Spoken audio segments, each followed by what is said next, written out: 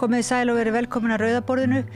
Ég heiti Oddný Eir og til mín komin góður gestur. Það Sóley Dröfn Davíðsdóttir, sálfræðingur á kvíða meðferðarstöðinni og rithöfundur. Vertu velkomin. Takk. Þið eru með svona átak í gangi núna hjá kvíða meðferðarstöðinni. Sá ég sem svona, ekki vekja fólk til meðvitundar það sem kallast árátta og þráhyggja. Já, þráhyggjaárátta. Þráhyggjaárátta. Það er kannski að því þráhyggjan kemur fyrst, þess vegna höfum við hann oft fyrst í nafninu, sko. Ok, og geturðu ég bara henda okkur út í djúpulaugina og geturðu sagt okkur aðeins svona bara hvað það sirka er? Já, það eru eiginlega svona tvenns konar einkenni sem fólk finnur fyrir. Annars vegar þá fara að sækja á fólk svona óboðnar hugsanir sem fólk vill alls ekki hafa. Sem því finnst vera alls ekki einhvern veginn, það alls ekki ég að hugsa svona, eitthvað sem gengur gegn gildum þess. Þannig að fólk fær hugsanir meirinn að það sem að verstast maður getur hugsað sér. Við fáum verið öll svoleiðis hugsanir, en svo fara sumir einhvern veginn að hafa áhyggjur af þessum hugsunum og berjast gegn þeim og þá verða það ennþá áleitnari. Og þá fer fólk oft í framhaldinu að gera eitthvað í málum eins og, kannski sóttreisa allt í kringum sig, þvo sér hendurnar, gá endalaust að einhverju, reyna að berjast gegn hugsunum einhvern veginn, núlla þar út, fara með bænir, telja, alls konar hluti. En þá það komið í áráttu. Já. Þannig að það eiginlega ekki hægt að vera hvað með þráhyggju og ekki einhvers konar áráttu? Nei, í rauninni, en stundum áráttan bara í höfðinu. Já. Þannig að fólk bregst yfirleitt við þessum þráhugsunum einhverju móti. Það getur líka bara verið með að forðast eitthvað. Við óttast að missa barni í gólfi, ég fer að forðast að halda barninu mín til dæmis, þannig ég geri yfirleitt eitthvað í málunum. Já, og það að gera eitthvað í málunum kannski bjargar fólki eða hvað, hjálpar fólki upp að einhverju vissu marki en snýst kannski gegn því eða hvað, takmarkar svolítið athafnasviðið þegar lengra. Já, af því þá, í rauninni þá það sem ég ger í málunum, það fer svo í rauninni að næra vandan, þannig að ég fer kannski að forðast alls konar eða endurtaka hluti og þá líka kemst ég aldrei að því að þetta hefði verið bara allt í lagi eða ég ekki hættuleg þó ég haldi á barninu mínu eða þetta ekki að fara að gera sem ég óttast, þannig að þetta svona kemur í veg fyrir að ég einhvern veginn uppræti óttan. Og veistu svona, fáum kannski nokkur, þú nefnir nú í greininni þinni svona nokkur kannski pínu sláandi dæmi eins og fólk sé að óttist það að vera barnanýðingar og einmitt að þú nefnir að fólk óttist að stökk út svala niður af svölunum eða henda sér fyrir bíl eða eitthvað svoleiðis eða drepa eitthvað. Já, algengasta formið að vera alltaf að gáa einhverju. Kannski endalaust að tékka hvort ég hafi slökkt á öllum á eldavélinni, tekið rafmagnstæki og samband til þess að við tölum samt þráhyggjaárátta, það þarf að taka allavega klukkutíma á dag. Já. Þannig að það að gá einu sinni tvisvar ekkert mál en ef þetta komið út í einhvern veginn rugl, þá þetta orðið svona þráhyggjaárátta.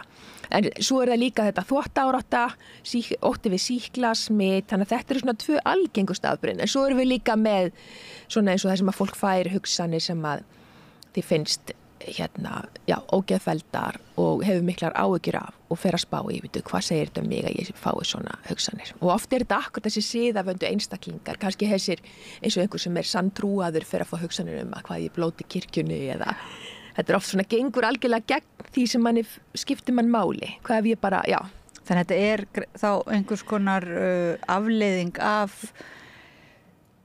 samfélagsmótun og uppeldi. Það eitthvað sem að verður til þess að fólk eða krakkar jafnvel verða of mikið á verði en líka hugsa maður eins og COVID. Það náttúrulega jókst ekki pínu þá fóru þá ekki allir svolítið út í það að vera með svona þráhyggjuáráttu með spritið og nema þar það skilgreint sem skynsamlegt. Já, og það var svolítið erfitt að meðhöndla þráhyggjuáráttu á þessu tímabili. Já. Af því að við viljum einhvern veginn að fólk fari svolítið all in og taki sénsson og svona, en svo þurfti maður samt einhvern veginn að hlýða einhvern reglum og vera samt pínu á bremsunni þar.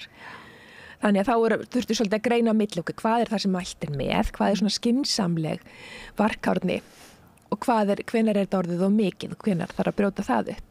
Og stundum kannski einmitt þetta ef einhver hræddur að stökk út stökk út gluggan, þá kannski það líka ástæða til ef viðkomandi með sjálfsvíshugsanir eða þunglindur eitthvað svoleiðis, getur ekki oft svona eitthvað annar, eitthvað sem að virðist vera þráhyggja en síðan eitthvað annað og raunverulega bara. Jú, og því þess vegna skiptir rétt greining hér rosalega miklu máli. Af því að, sko, ef þú ert með þráhyggjuáráttu, þá þetta allt það sem þú vilt alls ekki gera, síst af öllu gera. Þannig að óttinn svo mikill að það bara akkurat engin hætta. Þú myndir sístur af öllum gera þetta, fyrir þetta það sem þú óttast mest af öllu. Alveg eins og ég geti hugsað mér væri kannski að stökkva út úr flugvél, fara í fallhlífastökk. Ég myndi aldrei gera það sjálfvilji, en hins vegar þannig að þetta gengur gegn löngunum fólks í þráhyggjuáráttu. En í þunglindi þá kannski stundum getur fólk komist á þann stað að því langi til að deyja og svoleiðis, þannig að það annars konar. Og það ekki dæmi það einhver sem með áráttu þráhyggju ákveði bara að gera það sem að. Nei, ekki ef það hrein þráhyggjuárátta. Hins vegar má kannski segja eins og ég sagði áðan með þunglindi að langa til að deyja, hins vegar langa náttúrulega flesta bara losna við vanlíðan þegar þunglindi. Það ekki kannski endilega fólk langi til að deyja, það langar bara að komast undan vanlíðan sem betur fyrir til betri leiðir til þess heldur en að deyja. En það sem kannski það ekki skipti máli núna varandi það að greina, það sem þið eiginlega vekja svolítið athygli fólks á, að það annars konar meðhöndlun, sem sagt, ef að þú skilgreinir vandaðinn sem streitu eða áfallastreitu, ég veit ekki eða þunglindi segjum, sko, að þá fær fólk annars konar ráðleggingar heldur en það sem að þið eru búin eiginlega að sanna að virkar og virkar mjög hratt, það ekki? Getur þú sagt okkur aðeins frá því, hvers konar meðferð þið bjóðu upp og hvað úrræði þú trúir á, sko? Já, sko, ég kem frá þessum skóla sem hugræn atferlismeðferð, þar sem að það raunverulega verið meðferð sem að það lögð mikil áhersla á að mæla árangur og þróa sífellt öflugri úrræði og það komið mjög sérhæfð meðferð við mismunandi til dæmis kvíðaröskunum og þunglindi. Og þess vegna skiptir máli einmitt að hvað þú ert með í höndunum, hvað við erum að eiga við, af því þá meðhöndlum við þessi slíkt og það kannski sama á við lyfjameðferð, það rétt greining skiptir það líka máli upp á lyfjameðferð, þó að sum lyf kannski virki á fleiri en eitt. En sko nú hef ég nú þetta einkafyrirtæki, kvíðameðferðarstöðin og litla kvíðameðferðarstöðin og það nokkru svoleiðis og við getum svo sem alveg tekið heilan þátt undir það sko heilbrigðiskerfið og aukaveðinguna og svoleiðis og hver þörf þér að koma þarna á móts einhverja þörf, einhver þjónusta sem ekki veitt í kerfinu, en ég hef líka heyrt sko, það var ungur maður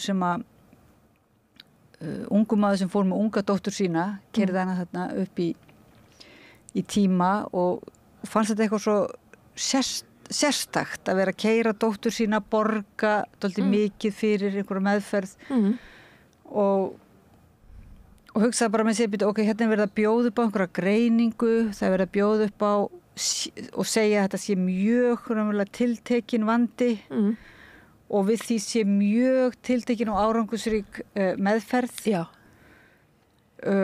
og sem kostar svona og þetta svona, verður svo tæknilegt sko. Já. Og hann var ekki alveg kannski samfærður en síðan kom nú á daginn að þessar tilteknu meðferðarleiðir hjálpuðu dóttur hans mjög mikið og á mjög skömmum tíma. Þannig að það var svona þá eiginlega var hann ekki svona gagnrýna á þetta lengur. Já. Þetta, það sérstaklega sko þráhyggju áráttan sem svona auðvelt að lækna eða hvað? Nei, í rauninni almennt þá ber hugræðismeðferð sem sé hún ber góðan árangur við öllum kvíðaröskunum, en aðeins misjandi eftir kvíðaröskunum. Sko við erum að tala kannski árangur á bilinu 60 upp í 90-100 eftir í hvers eðlisvandinn er. Þannig að í rauninni má segja að sko, en auðvitað ég ekki að segja að þetta sé lausnin við öllu, en þetta allavega fyrir kannski 3/4 og ef menn eru til í að sinna meðferðinni vel og svona leggja sér fram þá oft von á góðu, en hins vegar finnst mér sko mist ótrúlega synd. Við höfum reynt að berjast fyrir því að fá til dæmis meðferðinni hjá okkur niðurgreidda og það hefur aldrei verið val okkar að vera með einkarekna kvíðameðferðarstöð. En því miður á bara Íslandi í dag það ekkert í boði að hafa þetta einhvern veginn öðruvísi. Nei. Þannig að því ég fylgjandi því að fólk fái svona niðurgreitt og það ég að það myndi marg spara sig. En og nú sálfræðiþjónusta niðurgreitt á heilsugæslustöðunum. Já. En það þá, og það einhver leyti það ekki hugræn atferlismeðferð sem þar í boði. En þið eru samt að bjóða upp á sértækari aðgerðir. Getur aðeins útskýrt hvað það sem gert sko, og hvað það sem fólk losnar við? Kannski rauninu vantar oft annað þrepi í heilbrigðiskerfi. Það að segja sko, fyrsta stoppustöð það skynsalda það sé heilsugæslan fyrir kannski vægum vanda. Hins vegar gerist það ofta og sérstaklega það á ekki að vera með heilan hópa sálfræðinga á hverju heilsugæslustöð að það myndast flöskuháls og það verður þá langir biðlistar til að koma að staði á heilsugæslunni og fá meðferðina niðurgreidda. Og svo það líka ekki fyrir alla og menn vil ekkert fá alla inn á geðsviði sem að þurfa ekki á því að halda að vera þar. Því þar ætti þeir að fá meðhöndlu sem eru kannski hvað alvarlegast veiki. Þannig það annað þrepið sem að vantar að sé niðurgreitt. En auðvitað samt sumir sem geta fengið að niðurgreitt. Því miður ekki þeir sem þyrftu hvað mest að því að halda, til dæmis þeir sem eru örorku. Þeir en ef þú ert að vinna og þá áttu kannski möguleika frá í gegnum stéttarfélag einhverja tíma niðurgreidda hluta til. En þú segir að gera það sem að meðferðin felst einhverju leyti í því að gera það sem óttast eða hvað? Já. Ég heyrði með einhvern sem átt að lemja, eða sko ekki lemja, en átt að gera eitthvað svona dálítið sem hann óttaðist mjög mikið og átt að gera það þá og rjúfa einhvern svona vítaring. Já. Og í öllum svona kvíðavandamál þá erum við þegar kvíðin orðin hamlandi og ég orðin kvíðin en eðlilegt hrættar en eðlilegt gagvart við einhverja hluti eða aðstæður eða fólk eða eitthvað, þá ég með einhverju svona, meinlóku, einhverja hugmyndum að svona óhóflega hættu. Til dæmis að hundar séu allir stór hættulegir og munir ráðast að mann og býta háls og svoleiðis. Þannig að og svo fer ég að haga mér í samræmi við það. En vandinn líka, heilin ótrúlega klár, hann hlustar alltaf að hegðun okkar. Þannig ef ég haga mér eins og þetta borð sé alveg baneitrað og fullt af sýklum og svona, þá nemur heilin það og hugsar, það borgar sig að ræsa kvíðan alltaf hvert öllum borðum og bara, stólum jafnvel líka. Þannig að þess vegna skiptir svo miklu máli raunin að fara gegn kvíðanum. Að raunin verið taka sénsinn, haga sér eins og maður sé ekki hræddur. Til að senda skilaboð til heilans að þetta sé í lagi. Að því annars ef ég fyrir að forðast hluti að þá, þetta svona kannski einföldun en þá einhvern veginn dregur heilin þá álættun, þetta hættulegt, hún að forðast þetta og við skulum alltaf ræsa kvíðan í öllum þessum aðstæðum og öllu sem bara líkist þessum aðstæðum og þannig vindur kvíði mjög öll upp á sig. Þannig að þeir sem eru mjög kannski aðtögilir og kannski bara með virkan heila, þeir geta orðið verri þar að segja því þá eru þeir bara muna mjög margar aðstæður og eru búin að draga miklar ályktanir. Já, akkurat. Og ég búin að haga mér í mörg ári eins og kannski ákveðin fyrirbæri séu stór hættuleg. Þá ég algjörlega búin að læra það. Kvíðakerfi búið að læra það að láta mig, því ætlað að vernda okkur og ef ég einhvern veginn, ég þarf ekki nema að hugsa að þessi einhver hætta, ég falla á prófi eða ég hafa með að fíbli eða eitthvað, þá það numið af kerfinu og svo kannski kemur eitthvað sem einmitt sannar það eins og til dæmis COVID fyrir þann sem hefur verið sýklarhættur. Svo kemur bara þessi COVID-bylgja og þá hlýtur sá einstaklingur að hugsa, ég sagði ykkur að þetta alveg stór hættulegt. Já, og þess vegna svo mikilvægt að láta þessar hugmyndir reyna. Þannig að, bara líka að tékka á því af því að málið það svo skrítið að það eins og kvíðin, hann hlustar ekkert endilega á skynsemi. Eins og bara, ég get verið skítrædd við að fljúga þótt í rauninni þá sé það langöruggasti ferðamátinn. Þannig að það þýðir ekkert og þess vegna þýðir ekkert að maður kvíðin að segja bara við sig, það verður allt í lagi. Af því að tilfinningin segir samt annað. Og til að breyta tilfinningunni þá þarf að feysa það sem maður óttast með ákveðnum leiðum og líka bara prófa þessar hugmyndir. En núna hefur þú skrifað, nokkrar verið bara duglega að miðla og komið viðtöl og miðla svona ráðum og upplýsingu og Sko, myndirðu segja að það ætti að vera nóg fyrir aðstandendur til dæmis og þá sem að þjást af kvíða af þessum toga að lesa sér til dæmis í gegnum það. Er það nóg, er það nóg ansvar fyrir heilan eða þarf einhvers konar inngrip, sko, eru þið með einhvers konar, talið þið á einhverju sérstöku tungumáli við einhverja gamla heilastöð sem er í rugli? Sko, heilastöðin, hún hlustar á hegðun okkar, þannig að það sem þarf að gera er í raunin að gera öfugt svolítið við það sem kvíðinn vill. Og líka bara, sko, því við erum einhverja hugmyndir eitthvað ákveðið fyrirbæri sé hættulegt, eins og kannski hundur eða eitthvað svona, og þá þarf ég rauninni að mæta hundi og taka sénsinn á að hann býtur mig á háls eða hvað það er sem að hugmyndi sem ég hef og þannig læri kerfið sko smá saman ef þetta er ekki að gerast það sem ég óttast. En þetta er svona, ég fór nú hundanámskeið einu sinni, talandi hunda, þá hljómar þetta svolítið svona eins og hunda sko atferlisfræði eða sálfræði, þar að segja að kenna hundum sko, erfitt að kenna gömlum hundi að sitja og allt þetta, en þannig að þá þið eru einhvern hátt að tala við dýrið, er það ekki, þið dýrtlega sem, og þar að segja það er ekki nóg að lesa það, þið einstaklingurum verður að vera leiddur einhvern veginn í gegnum það, gegnum einhvers konar gjörðir eða hvað. Já, og stundum er fólk mjög bara kemst fólk einhvern veginn bara eða fær leiðbeiningar og fræðslu hvernig hluti virka. Til dæmis bara við erum að byrja að fá kvíðaköst og ég fæ fræðslunum það að hvert einasta dýr, að við erum bara skepnur og við erum öll með þetta fight-flight-kerfi og það hefur aldrei drepið okkur, við værum út dauð ef kvíðinn dræpi okkur og svo framvegis þannig að stundum getur rétt fræðsla á réttum tímapunkti verið nóg. Stundum fæ fólk sem er að byrja að fá kvíðaköst og maður bara útskýrir þetta er bara fight-flight-kerfið og við þurfum að dæla blóðinu hratt í stóru vöðvana til þess að vera sterkar að berjast eða taka til fótana og þetta sannar einmitt að líkaminn er að virka eins og ná að gera. Og svo leys að þá stundum er það bara nóg, til þess að fólk bara svona, ok, þannig að ég er ekkert að fá heilablóðfall eða eitthvað svo leys og það er ekki að fara að líða yfir mig af því að blóðþrýstingur hækkar í kvíðakast en fellur ekki og svo framvegis. Þannig að stundum er fræðsla nóg. En stundum ekki? Nei. Og þá komum við að þessu með kannski stundum er gott að leita til sérfræðinga eins og einhvern tíma því ákvaða mósækleggja eitthvað gólf og ég held að þetta væri ekkert mál og ég ætlaði bara að rífa gólfdúkina og allt þetta var svo miklu meiri vinna og tók miklu lengri tíma og kostaði miklu meira og eftir á ekki hugsaði ég að kannski verið bara gott að fá þarna einhvern sem kunni til verka sem að myndi gera þetta miklu hraðar og betur.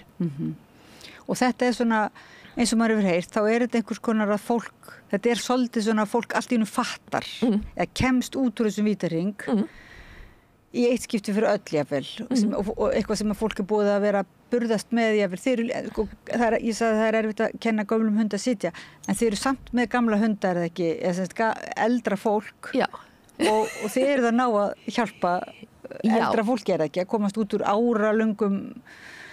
Já, því það eina sem þarf til er viljinn til þess ef ég er tilbúin til þess að því að hugrættism að við gengur út og vinnum saman, við finnum út úr hlutunum saman og fólk er tilbúin bara til þess að gera það sem að svona vinna með manni og leggja sér fram að þá er bara von á góðu og það breytir engu hvað búin að gera þetta lengi þannig séð, auðvitað er gott að ná fólki strax líka bara af því að kvíði hann skerði lífsgæði, það að ganga með kvíðaröskun í mörg ár, það gerir þið kannski þunglindan, það stöðlar að þú þróa með þið kannski misnotkun áfengis og svoleiðis, þannig að auðvitað er betra að ná fólki fyrr en síðar til að fyrirbyggja þjáningu og glötu tækifæri og svoleiðis. Þannig að þarna raunverulega fyrst þetta er svona eins og þú lýsir í, þá er þetta bara liggur við svona tæknilegt eða þannig, það ætti að vera eins og það er brjóstaskimun og skimun fyrir alls konar, það ætti að vera bara í grunnskólanum skimun fyrir þessu og myndi borga sig mjög mikið að grípa inn í þá til þess að einmitt, af því það er náttúrulega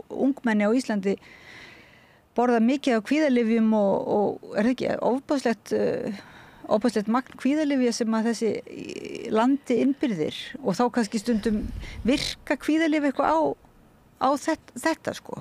Já, og mér langar að nefna til dæmis bara dæmi flotta forvörð. Það er Eiríkur Örn Arnarsson, hann hefur þróað svona stutta hugruna atferlismeðferð. Þá var skema fyrir þunglindi, akkurat á því skeiði hjá ungum mennum sem eru kannski við það að fara að þróa með sér þunglindi. Og svo var þeim veitt hugruna atferlismeðferð, bara stutt námskeið og fyllt eftir og þá kom í ljós að það var þetta fyrirbyggja það. í mörgum tilfellum að fólk þróaði með sér þunglindi og það svo flott eða væri hægt að skema fyrir sko, og grípa inn í bara hjá þeim sem virkilega þurfa á að halda. Þannig þá þyrfti að vera svona samvinna sérfræðinga við skóla yfirvöld og náttúrulega bara, hérna, samfélagið allt. En svo má náttúrulega segja og mig langar svona mist dálítið mikilt að koma því að framfæri í stundum för við svolítið þennan gýr heimu versnandi fer og allir orðnir svo kvíðnir og það mikið verið rætt það í fjölmiðlum. Já, núna undanfari náttúrulega ofbeldi og þú veist, rækið til auðvitað samfélagsmiðla, rækið til alls konar þátta en náttúrulega mjög mikið vanlíðunar. Já, en svo það bara svo merkilegt að það hefur aldrei nokkuð tímann verið mælt sko í rauninni algengi kvíðaraskan á Íslandi og því séu þau mælt aftur til að bera saman. Við erum þegar við erum að tala að kvíði sé að aukast og þetta sé, auðvitað ætti ég að halda því fram, rekandi rekna kvíðameðferðarstöð að allir væri frá sér að kvíða og ætti að koma til meðferðar. En raunin hins vegar svo við vitum ekkert það hvort að kvíðaraskanir sé eitthvað algengar á Íslandi en var. Máli var að áður fyrir fékk fólk bara aldrei neina greiningu á sínum vanda og einhver var bara kannski álitinn óframfærin eða sérkennilegur og var þá ekki greind einhverfi eða félagsfælni eða eitthvað svoleiðis. Þannig að í rauninni vitum við, það ekkert víst að kvíði sé eitthvað meir en var og þetta oft byggt bara á könnunum þar sem að nemendur spurður eftir stundum oft eða aldrei kvíðin, eitthvað svoleiðis og svo ertu kannski spurður aftur en þekkingling á þessu fyrirbæri meiri. Stundum að menn tala til dæmis einhverfi faraldur. Einhverfi ekkert algengar en hann hefur verið. Það bara þekking okkar á einkennum hennar og fleiri koma til greiningar þess vegna af því við spottum þetta betur. Og ADHD faraldur líka með þekktur. En samt í rauninu verið bara 3-5% fólk sem ADHD og þá kannski 2-4% fullorðin. En þannig að þú raunverulega trúir á greiningar og hvað segirðu þegar einmitt sagt sko eftir Íslendingar hafa ekki kannski verið greindir og við höfum ekki talað svona svo koma eftir einhverju eins og margir hafa gagnrýnt, það einhver amerísk handbók í geðlæknisfræðum og það allt búið að setja allt sem út úr einhvers konar skilgreindu normi þá abnormal og hérna greiningarhæft. Hvað segirðu við því svoleiðis tuði? Sko, ég fylgjandi greiningu þegar við á. En auðvitað þarf að vanda til verka eins og með ADHD-greiningar að ADHD sem bæði var nú ofgreint á Íslandi. Það sumir sem að fengi greiningu af tiltölulega litlu tilefni af því það hefur kannski ekki verið vandað til greiningar eða kannski bara upplýsingar ófullnægjandi eða misræmi í upplýsingum frá mismunandi aðilum. En svo líka fólk sem hefði átt að fá greiningu miklu fyrir og svo komið til meðferðar og orðið þunglynt og komið með ýmsan vanda sem hefði viðkomandi fengið greiningu í tæka tíð. Já, þannig að það kannski á við þá fleiri greiningar að það ekki greiningunni sjálfri að kenna heldur hvað við gerum, hvort við vöndum til og hvernig greiningin gerð og hvað kannski þá gert í framhaldinu af því að stundum finnst manni líka Íslendingar, ég veit ekki bara svona eins og það sé svolítið þessi svona útvistun og ábyrgð þar að segja, þú færð einhverja greiningu og þá getur þú bara fengið lyf og í staðin fyrir kannski einmitt að það sé líka þá einhver viðeigandi meðferð og samræða og svona atvirðlis meðferð. Því miður vill oft gerast á Íslandi að lyf sé fyrsta meðferðarval. En til dæmis við kvíðaröskunum og þunglindi í það minnsta miðlungsalvarlegum til vægum að þá bara í klíniskun leiðbeiningum mælt með til dæmis hugrænni atferlismeðferð sem fyrsta vali og svo að séu skoðu lyfið það dugir ekki til eða vandunni þeim alvarlegri að við komandi kannski ekki færum að svara en þannig að stundum snýst þetta við og það væri þá í rauninni líka sparnaður af því að fólk sjaldnar sagt eða fer á lyf áttu þá bara að vera á þeim til æviloka eða hvernig það en stundum geta lyf náttúrulega verið nánast bara eins og töfralækning eins og við sjáum í sumum tilfellum sem að kannski börn eða fullorðnir eru með alvarlegt ADHD að það getur bara gjörbreytt lífi fólks og getur til þess að læra og alls konar.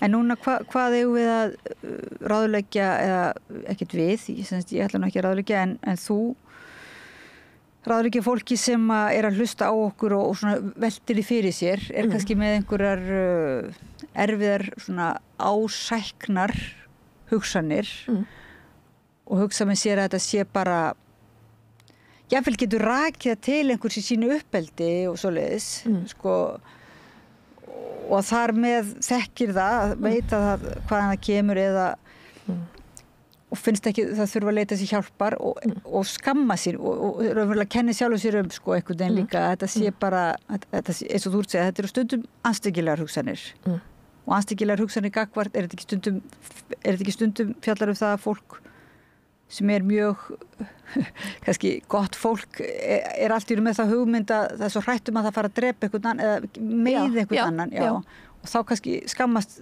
þú talar það er mikil skömm sem fylgir þessu. Já. Þannig að hvaða fólk að gera, getur fólk tjekkað á því sjálft svona hvort það með þetta eða komið til ykkar eða? Það getur lesið sér til einkennin, það getur lesið sér til þráhyggju árátt og skoða, virðist þetta vera það sem ég með? Er ég með áleitnar á svona hugsanir sem að eru að ganga algjörlega gegn því sem ég vil? Og sem ég er mikið að berjast gegn og er ég svo með eitthvað í framhaldi, ég er kannski eitthvað einhvern veginn að eiga við þessar hugsanir eða gera eitthvað til þess að þú veist læsa allar hnífa niður eða hvað er það sem ég er að gera af ótta við að láta þessu verða. Ef ég er skítrædd við að gera þetta að þá hljómar það svona meiri svo þráhyggja árátta og þá í meðferð þá erum við að hvetja fólk til þess að leyfa þessum hugsunum að koma og nánast bara stundum bara svona látu fólk gera bara lúpteip þar sem það er bara ok, ég geti ráðist einhvern, kannski bara einhvern mann eftir að drepa einhvern úr framvegis að bara að útsetja sig fyrir þessar hugsanir að því meira sem maður reynir að hugsa ekki með eitthvað eins og maður hugsar ég má alls ekki hugsa bleikan fíl þá get ég ekki hugsað manna þannig ég fæ meira af þessari hugsun að því meira sem ég er að veita hugsunum athygli og pæli í þeim því meira sko að því rauninni hugsanir eru bara við hugsum alls konar bull. Já, eins og draumar náttúrulega. Já. Eins og þú veist, maður getur náttúrulega ekki dráðið eins og martræðir. Já.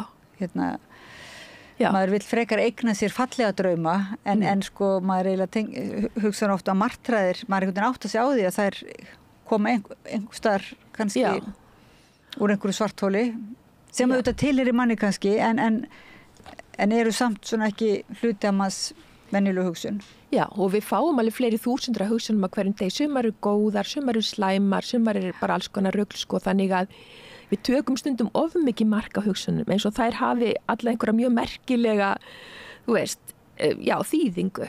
En hefur þú tekið eftir þínu starfi? Núna er þetta nú stóra spurningar og tíminn er hlaupa frá okkur núna, sko, en þú nefnir að svolítið þetta sé og þú sagðir áðan líka að þetta sé að þú hefur tekið eftir því að fólk sem er samviskusamt og kannski svona vel upp alið eða telur sig vera vel upp alið eða ég veit ekki hvers konar svona hefur eitthvað séð svona í uppeldi, eitthvað sem foreldrar, einhverja vítahringi í okkar svona samfélags eða uppeldismálum sem að eða umgengni okkar við ungt fólk til dæmis sem að beinleinis ítir undir svona?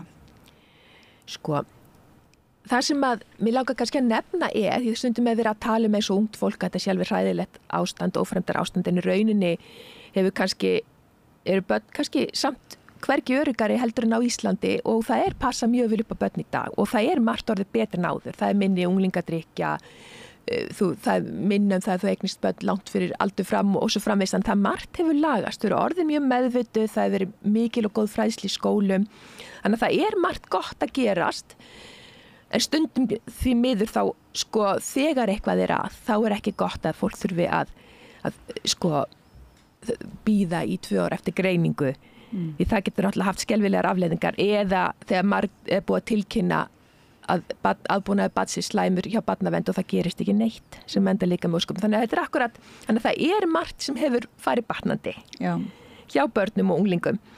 En ég kannski má segja að þessi tvennt sem undir kvíðaraskanir og það ofverndun og vanverndun. Þannig að segja sko, og við þurfum aðeins að huga því í dag að við þurfum svo mikið að passa að það gerist alltaf neitt slæmt og við erum stundum Íslendinga komið þess að hugmynda að það eigi bara ekkert slæmt að gerast og þá sé bara það einhverjum að kenna, sko, sem það náttúrulega stundum, en samt nú bara lífið erfitt að það gerist alls konar og við verðum fyrir áföllum og svona, en sko, til dæmis kvíðinni foreldrar, þeir eiga svolítið sérstaklega til að ofvenda börnin sín. Það hefur verið sýnt fram og þeir til dæmis klifra minna með börnunum sínum og er að brýna fyrir þeim að passa sig og alls konar. Eða gera hluti fyrir þau. Og það getur ýtt undir að þau þróa með sér hugmyndina að ég ræði ekki við hlutina sjálf, ég þarf að fá einhvern annan til að gera það fyrir mig. En svo er það líka vanvendun, ef barn er vanrækt, að það er útsett fyrir, það er í kannski einhverju umhverfi, þar sem að það veit aldrei hvernig foreldri brjálast eða það er neyslað eitthvað, þannig að það getur líka ýtt undir hugmyndina að maður hafi ekki stjórn. Og stundum er þráki árætta tilund til þess að öðla stjórn, allavega einhverju svona sviði í lífi mínu. Ég get þá allavega raðað bókunum í bókaskápin rétt eða einhvern veginn. Þannig að það er þessi millivegur, sko. Já, og þetta eru þessi svona bjargráð barnanna sem er að reyna, þetta er heilin sem er að reyna að vernda börnin sem eru einhvern hátt, þetta á einhvern hátt er þetta foreldravandamál, eins og þú ert að lýsa því, sko. Þetta er umverulega svona fer kannski og vandamál foreldrana er þeirra foreldra og samfélagsins, þannig að það er. Og það er mikilvægt að segja, sko flestir gera eins og vel og þau geta, foreldrar, við gerum eins vel og við getum og kunnum, en við erum einmitt eins og þú segir, undir áhrifum þess hvernig við vorum malin upp, við höfum einhvern veginn fengið með móðumjólkinni ákveðnar hugmyndir sem að stýra svolítið því hvernig við öktum sjálf. Og stundum reynum við náttúrulega að gera það líka þveröfugt. Og stundum er líka skömm í fjölskyldum, það er eitthvað svona, þú veist, er geðveik í þessari ætt og þá er svona fólk einhvern veginn reynir bara, eða fíknivandi eða annað, þá náttúrulega byrja fólk einhvern veginn að bara reyna að lappa upp á allt og gera gott úr öllu og kannski ekki að leita sér hjálpar heldur. Já. En þið eru það hjá kvíðameðferðarstöðinni að bara þið eru með svolítið átak í vetur er ekki? Já. Að svona reyna að hjálpa fólki að losna út úr þessum vítahringjum sem þráhyggju og áráttu, þetta heitir það, þetta heitir ekki dröskur leikur. Nei. Sko það er svolítið misjant, ég reynir sjálf að forðast raskanatal mikið, þó í sér lind greiningum, þá finnst mér samt kannski óþarf að tala mikið raskanir eða geðsjúkdóma eða eitthvað svoleiðis, þannig að þess vegna finnst mér fallir aðeins, en sumir segja þráhyggju röskun. Já, það er líka alveg rétt, sko. Já, mér finnst bara gott þráhyggja, svolítið erfitt að segja þetta, þráhyggju árátta og ensku er það ekki OCD, skamstafað, já. OCD, fólk vil líka googla það svona. Já. Og þú ert yfirsálfræðingur. Já. Og líka rithöfundur og bara, ég get bent á margar af þínum, hvað hefur skrifað margar bækur? Ég held að 75. Já. Hver er nýjasta? ADHD fullorinn. Akkurat. Og já, ég er búin að lesa hann, ég mæli mjög mikið með þessum bókum og þakka þér innilega fyrir að koma til okkar að Rauða borðinu, Sóley Dröfn Davíðsdóttir, yfirsálfræðingur á kvíðameðferðarstöðinni og rithöfundur og bara kannski kemur aftur til okkar og segir okkur svona, tekur stöðuna hvernig jólin, hvernig staðan er svona í þráhyggju áráttunni hjá Íslendingum og kvíðanum, sko. Já. Takk fyrir mig. Sóley Dröfn Davíðsdóttir, yfirsálfræðingur á kvíðameðferðarstöðinni, þakka kærlega fyrir að koma til okkar og hjálpa okkur að vakna allir vitundar þessa vítahringi sem við kannski getum bara stokkið út úr í staðin fyrir að stökkva út gluggann og við segjum þetta gott, þakkum hlustendum og áhorfendum fyrir að fylgja okkur eftir og förum í næsta dagskrálið eftir nokkra mínútur. Allir þættir samstæðvarinnar eru fáanlegir á öllum helstu hlaðvarpsveitum. Allt það besta er ókeypis. Hrósaðu náunganum. Það er betra. Samstöðin þar sem manneskjurnar koma saman.